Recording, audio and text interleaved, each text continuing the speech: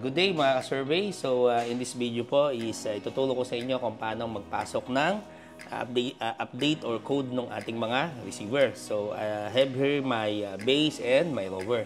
So pakita ko po sa inyo kung paano natin ipasok yung bagong code natin. So very easy lang po. So okay.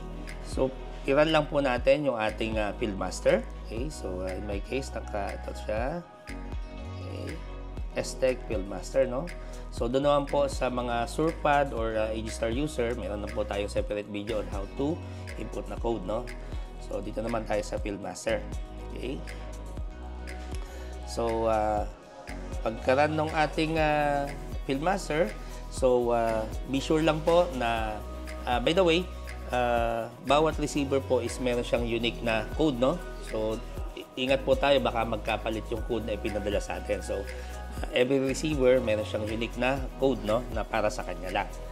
Okay, so for now, kung gusto kong magpasok ng code, okay, so punta lang ako sa device, okay, connection, and then be sure lang na connected kayo sa receiver na kung alin yung or kung saan yun yung i-update niyo. So for this example, i-update ko yung code ng aking base. So hanapin ko lang yung serial number ng base dito sa ating list, no, sa connection na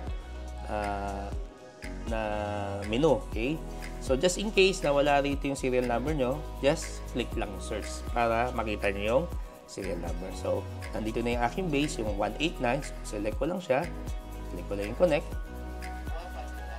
Okay, so once connected, diretso tayo sa device activation. Okay, and then there's two kind of code, no? Yung isa, yung QR code, and then yung isa, yung kung halimbawa na-receive nyo siya via SMS, normally is a combination of random numbers, no? Na pwede nating i-type directly dito sa ating screen, no? Okay, so in my case, I have my QR code, so click ko lang yung scan na button. Okay, and then click lang natin yung activate. Okay, so, magsasabi naman yan kung registration is successful. Okay? So, kung nag-fail siya, sometimes, i-rescan lang natin, ulitin lang natin. Then, after a few tries, kung talagang ayaw na, so, reach out lang kayo sa amin para ma-issuean kayo ng panibagong code. Okay? So, once confirmed, double check natin, balik tayo sa device activation, and then makikita natin sa screen natin yung expiry date, malalaman natin kung kailan siya next na mag-expire. So, in this case, ang sabi niya rito is 2025-06-23. So, mean to say, June 23, mag-expire siya. So, be sure lang na before the expiration, request na po kayo ng code sa amin, no? Okay, para hindi kayo abutan sa site na mag-expire yung code natin para walang hassle. Okay. So next is yung ating base naman, no? So in that case, yung ating rover naman, no? So natapos na tayo sa base. So punta tayo sa connection ulit. Click lang natin yung stop and then i-select naman natin yung serial number ng ating rover. Okay, then connect. So same procedure lang din. Pasok lang tayo doon sa okay, so kung expired na yung code ninyo, automatic mag-pop up naman. So, pwede mo siyang diretsong i-register.